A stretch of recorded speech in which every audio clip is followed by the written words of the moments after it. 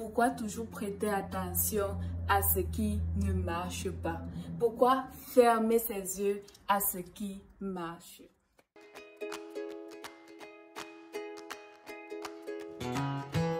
Bienvenue sur la chaîne Floraison Vitale. Je me nomme Phoebe Ici, comme toujours, je vais partager avec vous pour vous encourager, pour vous exhorter, pour vous fortifier. Aujourd'hui, nous partageons sur un thème très intéressant. Pourquoi toujours regarder à ce qui ne va pas?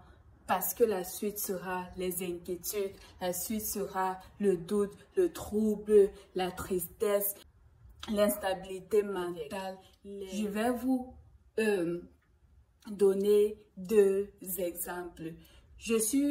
Me suis retrouvée plusieurs fois dans des situations où, quand il y avait des situations difficiles, c'était compliqué. La première des choses, c'est que ça me rappelle même les mauvais souvenirs que j'ai des situations pareilles ou avec des personnes concernées.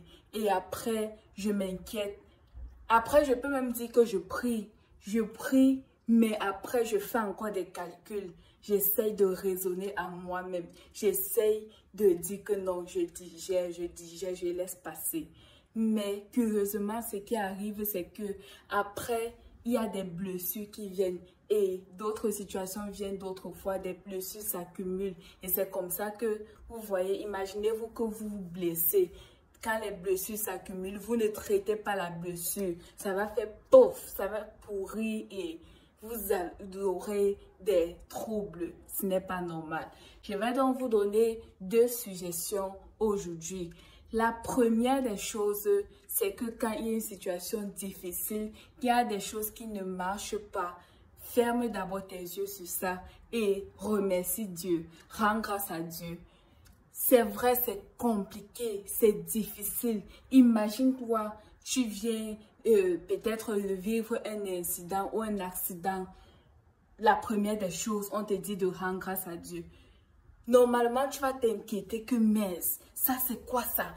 La personne qui m'a cogné ne pouvait pas prêter attention. Qu'est-ce qui n'a pas marché comme ça? Ou si tu n'as pas reçu ton salaire à la fin du mois, tu vas t'inquiéter que, mais tout le travail acharné que j'ai fait tout le mois, ça c'est quelle injustice ça. Ils ne me donnent pas mon salaire, j'ai les aérés de salaire. Ils ne savaient pas que j'ai les responsabilités. Ils ne savaient pas que j'ai une famille encadrée. Ça c'est quoi avec eux? Vous voyez, ça ce sont les premières réactions qui nous viennent en tête. Mais nous devons rendre grâce à Dieu. Ça c'est, si tu es chrétien, ça c'est la première des choses. Rends grâce à Dieu pour ce qui ne va pas. Ne rends pas seulement grâce à Dieu pour tout ce qui marche dans ta vie. Pourquoi? Parce que la parole de Dieu nous le recommande.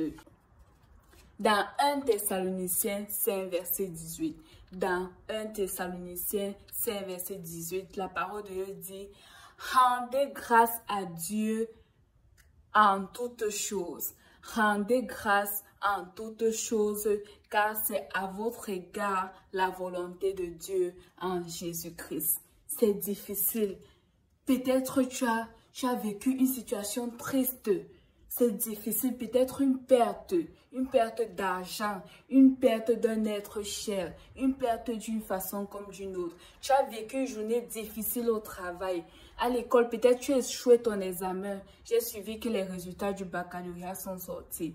Peut-être il y a une situation difficile.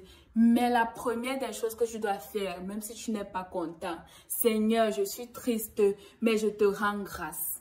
Je te rends grâce parce que c'est la volonté de Dieu à notre égard. Sans plus tarder, je ne vais pas te perdre de temps. La deuxième chose que tu dois faire quand tu es en souffrance, quand ton âme souffre, quand ton âme veut s'abattre avec les souffrances, avec les difficultés par lesquelles tu traverses, la deuxième chose, prie. Avant d'aller raconter ta situation, avant même d'aller demander conseil aux gens dehors, prie d'abord. Je me rappelle, il y a souvent des gens, ils sont venus me dire, j'ai fait tel mauvais rêve, j'ai rêvé ceci, telle chose mauvaise s'est passée. Je demande souvent à ces personnes, qu'est-ce que tu as fait en premier lieu? Tu as prié, non. La personne dit que non, je n'ai pas prié. Elle dit que ça doit être ta première chose. Quand une situation mauvaise se passe ou quand n'importe quoi se passe, prie. La Bible nous le dit dans Jacques 5, verset 13. Quelqu'un parmi vous est-il dans la souffrance qu'il prie? Es-tu dans la souffrance maintenant?